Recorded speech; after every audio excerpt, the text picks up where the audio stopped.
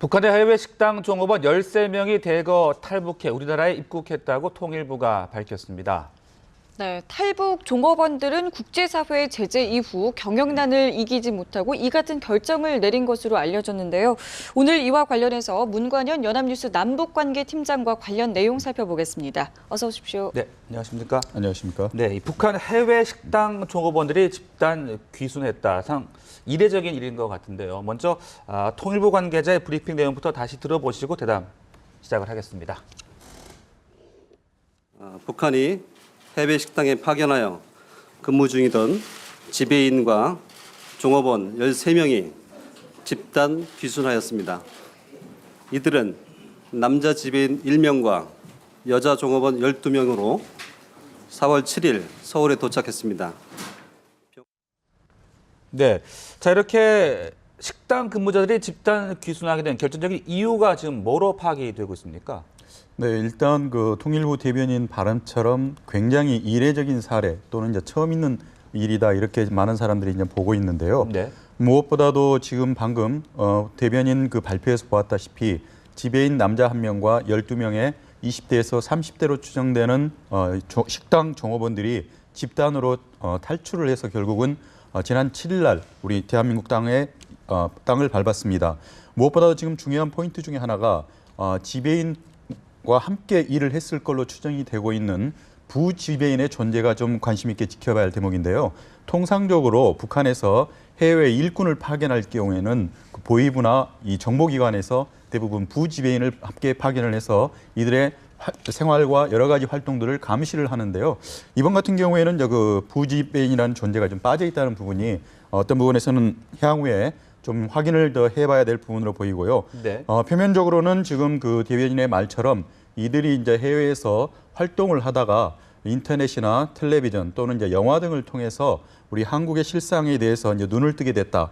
동시에 북한의 그 체제 선전의 허구성에 대해서도 확인을 했기 때문에 이러한 그 회의, 북한에 대한 회의 그리고 남한에 대한 동경 때문에 이번에 한국으로 돌아왔다고 이제 공식적으로 발표를 하고 있습니다. 네. 하지만 그 많은 전문가들은 이러한 그 표면적인 이유보다는 최근에 이제 유엔에서 유엔 결의안 2270호를 발의한 이후에 북한의 그 해외 식당들의 영업이 굉장히 어려워졌고 또 최근에 다음 달 같은 경우에는 36년 만에 이제 처음으로 북한의 노동당 제7차 대회가 열리는데요. 네. 이 7차 대회를 앞두고 상부기관에서 굉장히 많은 외화 상납을 요구를 했을 텐데 이러한 그 목표량을 채우지 못한 데 대한 압박감 이런 것들이 복합적으로 작용을 해서 결국은 남한행 비행기를 타게 되지 않았냐 이렇게 보는 분들이 많이 있습니다. 네.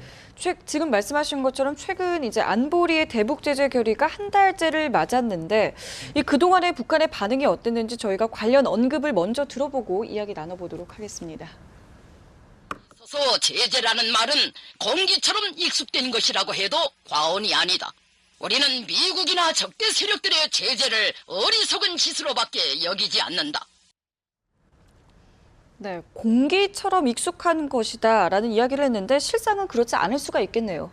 네, 맞습니다. 이제 북한에서 표면적으로는 그 1953년도 6.25 전쟁이 끝난 이후에 미국과는 현재까지도 적대 관계이고 그 이후에도 이제 북한이 핵과 미사일 도발을 통해서 유엔 안보리 차원에서는 지금까지 제재 결의안이 모두 7차례 통과가 됐습니다. 네. 그때마다 강도 높은 이러한 결의안이 통과됐지만 본인들은 계속 생존 능력을 발휘를 했고 보다 더 강한 북한의 국가 모습을 띄워왔다는 것이 주장이기 때문에 이러한 그 제재에 대해서는 본인들이 공기처럼 익숙하다는 이런 표면적인 이유를 내세우는 건 맞습니다. 네. 방금 보신 것처럼 북한에서도 최고 권력기구인 국방위원회가 이처럼 대변인 성명을 발표했을 때는 북한의 이제 공식적인 입장인 걸로 우리가 볼 수는 있지만 실제로는 이번에 해외 식당 종업원들의 집단 탈출에서 볼 수 있었다시피 많은 부분에서 이러한 그 제재 효과가 자금줄을 압박하는 데 대한 효과가 현재는 말초신경 그러니까 여러 그 말단 조직에서부터 하나씩 이제는 현실화되고 있고 가시화되고 있다 이렇게 보면 되겠습니다.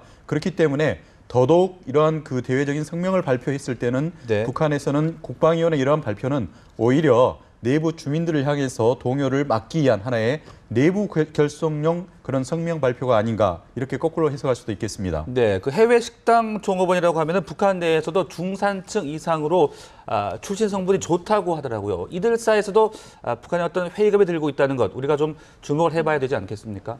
네, 많은 사람들이 특히 그 북한에서는 그 해외 근로자로 파견이 되기 위해서는 굉장히 사상 검증과 여러 가지 경력들에 대한 철저한 그러한 그 검증 활동을 통과한 사람만이 해외에 나갈 수가 있습니다. 네. 그렇기 때문에 이들이 이제 해외에서 활동하는 과정에서 직접적으로 외부 인사들 그러니까 외국 사람들 특히 이제 남한 사람들과 접촉이 빈번한 이런 해외 식당 같은 경우에는 예. 남한에 대한 실상을 눈을 띄기 쉽기 때문에 본인 스스로가 사상적으로 철저하게 무장을 해야 된다는 게 북한의 생각이고요. 네. 그렇기 때문에 출신 성분부터 따져서 결국은 선발된 사람들만 보냈는데 이들이 한 명도 아니고 13명. 그러니까 이들 13명은 결국은 한 식당에서 일했던 사람들의 뭐 전원이다 이렇게 보고 있기 때문에 통째로 이처럼 집단으로 탈주를 한 경우에는 처음 있는 일이고 그만큼 조직 자체가 흔들리고 있다는 그런 반증으로 볼 수가 있겠습니다. 그래서 북한에서나 또는 북한을 아는 전문가들이나 또는 이제 탈북자들이 볼 때 이처럼 출신 성분이 좋은 해외 식당 근로자 종업원들이 13명이나 단체로 이러한 탈출을 하게 되는 데는 굉장히 큰 말 못할 사연들이 분명히 있다 이렇게 볼 수가 있겠는데요. 현재까지는 그 도착하자마자 바로 하루 만에 우리 정부에서 발표한 그런 공식적인 이유, 예. 아까 말씀드린 대로 북한 체제에 대한 환멸 그리고 남한에 대한 동경 그 이상의 또 말 못할 사연들이 현재 곳곳에 좀 숨어 있지 않냐 이렇게 보는 분들이 많이 있습니다. 네. 그동안 저희가 알기로는요, 이렇게 해외에 있는 북한 식당이 외화벌이 창구 역할을 한다라고 알고 있었는데 이렇게 운영이 되고 있는 북한 식당이 지금 전 세계적으로 몇 개 정도가 있나요? 네, 현재까지는 그 북한에서 그 한국 사람이 발길이 닿는 곳, 그러니까 세계 어느 곳에든지 이러한 한국 사람들을 상대로 해서 결국은 식당을 운영을 해서 외화벌이를 하는 걸로 알려져 있습니다. 현재까지는 약 12개 나라 130군데의 북한 식당이 운영되는 걸로 알려지고 있는데요.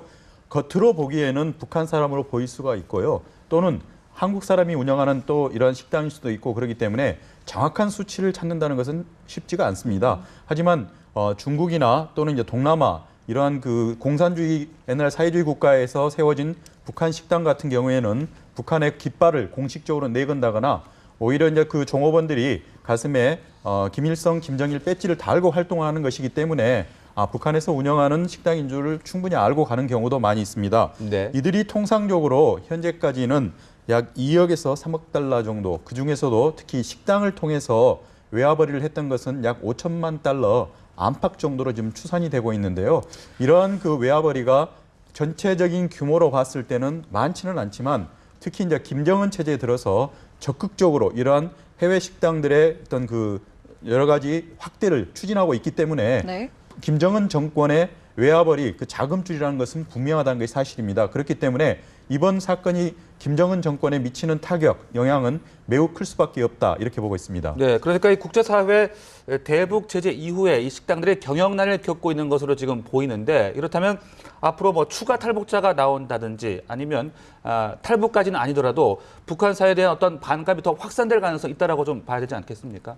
네, 제가 이 말씀드린 이 북한 해외 식당에 근무하는 이런 그 종업원들 같은 경우에는 북한 정권에서 현재 해외 근로자 그러니까 러시아 시베리아에 있는 벌목공 그리고 중동의 그 사막에서 건설업을 하는 그런 노동자 아울러서 이러한 그 도심이나 관광지 주변에 집중적으로 이 분포가 되어 있는 해외 식당 같이 이렇게 한 무리로 우리가 볼 수가 있겠습니다. 예. 그 중에서도 가장 출신 성분이 좋고 대우가 좋고 또 수입이 가장 낮다고 평가받는 이런 해외 식당의 종업원들이 단체로 이렇게 탈주국을 벌인 것은 결국은 북한 정권 차원에서는 이들을 막기 위해서 사후에 많은 노력을 했을 걸로 이제 우리는 추정을 할 수가 있고요. 네. 이러한 그 소식이 이들에게 다른 해외에 나가 있는 북한 근로자들에게 알려지지 않도록 이런 집안 단속을 할 가능성은 높다 이렇게 볼 수는 있겠습니다. 하지만 이러한 소식들이 입소문을 통해서도 알려질 수가 있고 또는 해외 각지에 있는 언론들을 통해서 지금 현재 대부분 대서특필이 되고 있기 때문에 어떤 경로를 통해서든지 해외에 나가 있는 현재 5만에서 6만 명으로 추상되는 이런 해외 근로자들이 결국은 이러한 그 해외 식당 종업원들의 집단 탈주 소식에 대해서 듣게 되면은 심리적으로 동요할 가능성이 높다 이렇게 볼 수는 있겠습니다. 네. 그리고 여건이 허락한다면 본인들도 여러 가지 상황을 고려해서 결국은 이러한 탈주국을 이어갈 걸로 보지 않겠냐 이렇게 보고 있기 때문에 이번 그 식당 종업원들의 집단 탈주국이 예. 해외 근로자들의 어떠한 그 이탈에 신호탄이 될 수 있다 이렇게 보는 분들이 많이 있습니다. 그렇군요. 자, 그런데요. 이번 소식을 우리 정부가 먼저 탈북자 입국 사실을 확인하고 공식 발표했습니다. 상당히 좀 이례적인데 특히 4.13 총선을 앞두고 이러한 민감한 사안을 발표한 것에 대해서 좀 여러 가지 얘기가 좀 나올 수 있을 것 같거든요. 네, 우리 그 북한의 집단 탈주국 그러면은 예를 들자면은 1987년도에 따뜻한 남쪽 나라를 찾아서 김만철 일가 11명이 당시에 집단으로 일본을 거쳐서 그때 우리 한국 땅을 밟았었는데요. 김만철 일가가 청진항에서 배를 타고 출발을 한 지 대한민국 땅을 밟기까지는 당시에 약 28일 정도가 걸렸습니다. 굉장히 속전속결식으로 우리 정부에서 추진을 했음에도 불구하고 굉장히 많은 시간이 걸렸었는데요.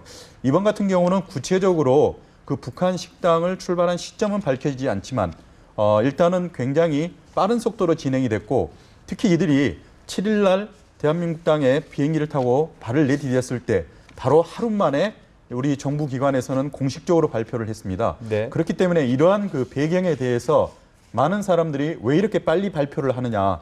특히 이런 경우는 대부분 그동안에는 해외 그 탈북자들의 국내 입국 경위 같은 경우에는 공식 외교 채널인 외교부를 통해서 발표를 했었는데요. 이번 같은 경우에는 대북 전담 창구라고 할 수 있는 통일부를 통해서 했다는 점도 예. 이례적이다 이렇게 표현한 분들이 많고 또 그 과정에서 일단은 그 해당 국가 그러니까 어떤 국가의 식당이었는지 그리고 이들이 어떤 국가를 제3국을 통해서 경유해서 한국에 들어왔는지에 대해서는 우리 정부기관에서는 현재까지도 철저하게 함구로 일관하고 있습니다. 이러한 정황들로 미루어 봐서는 우리 정부가 속 시원하게 이들에 대해서 공개할 수 없는 부분들에 대해서는 의혹을 낳을 수밖에 없고 이런 것이 이제 어제 같은 시점을 기준으로 봤을 때는 20대 총선이 지금 5일밖에 안 남았었고요. 그렇기 때문에 코앞에 선거를 앞두고 이러한 어떻게 부품몰이라고 할 수 있는 사건이 정부에서 전격적으로 발표한 데 대해서 많은 사람들이 어떤 총선을 겨냥한 것이 아닌가 이렇게 또 지적하는 분들이 많이 있습니다. 하지만 이제 일부에서는 많은 사람들이 유엔 결의안이 통과가 되고 한 달이 지났고 네. 그러한 그 유엔 결의안의 제재 효과가 이제는 어느 가시적으로 나타나고 있는 것들이 성과가 나타났기 때문에 이에 대해서는 그 시점을 가려서가 아니라 나오는 즉시 국민들에게 또는 이제 전 세계 언론에 공개를 할 수밖에 없다는 이런 또 반론도 만만치가 않기 때문에 네. 이번 그 집단 탈주 그러니까 해외 식당의 이런 종업원들의 입국 경위에 대해서는 아마 선거가 끝난 뒤에도 논란은 계속될 것 같습니다. 그렇군요. 다음 이슈도 좀 짚어보겠습니다. 북한이 지난번에는 미국 워싱턴 DC를 SLBM으로 공격한 영상을 공개를 했었는데 이번에는 우리 정보 기관을 장사정포로 공격하는 영상을 또 공개를 했습니다. 미국과 우리나라 좀 맞춤형 영상을 내놨다는 점이 눈에 띈다고 하던데요. 네, 그 북한에서 최근에 그 우리 지난달 23일로 이제 우리가 볼 수 있는데 당시에 그 인민군 최고사령부에서 이제 중대 성명을 발표를 했습니다. 1차 타격 대상은 이제 청와대 그리고 2차 타격 대상은 미국 백악관 이렇게 해서 공식적으로 자신들의 공격 목표에 대해서 이렇게 천명을 했었는데요. 그 이후에 이제 북한의 매체들 또는 인터넷 언론들이 짜집기 영상 그리고 일부 같은 경우에는 컴퓨터 그래픽을 처리를 해서 이러한 그 1차와 2차 목표라고 할 수 있는 청와대 그리고 백악관을 타격을 하고 또는 그 주변에 이런 영향력이 미치는 장면들을 영상으로 만들어서 현재 인터넷을 통해서 또는 이제 SNS를 통해서 유포를 하고 있는 상황입니다. 일단은 그 미국 백악관 같은 경우에는 잠수함을 이용한 그 탄도미사일 발사 그러니까 SLBM을 통해서 태평양을 가로질러서 미 본토 대륙에 접근을 해서 미국의 심장부라고 할 수 있는 이런 백악관을 타격하는 그러한 영상을 공개를 했었고요. 네.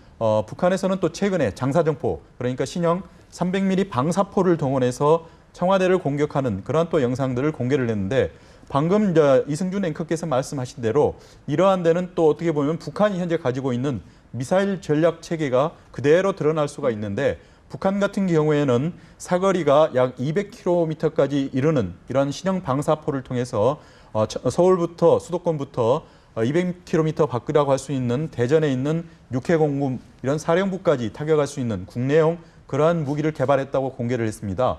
아울러서 1200km 노동미사일 같은 경우에는 일본 동경까지가 이제 거리가 될 수 있는데 네. 일본 열도 또는 일본 열도 주변에 있는 주일 미군 기지들을 타격할 때는 노동미사일을 사용하고요.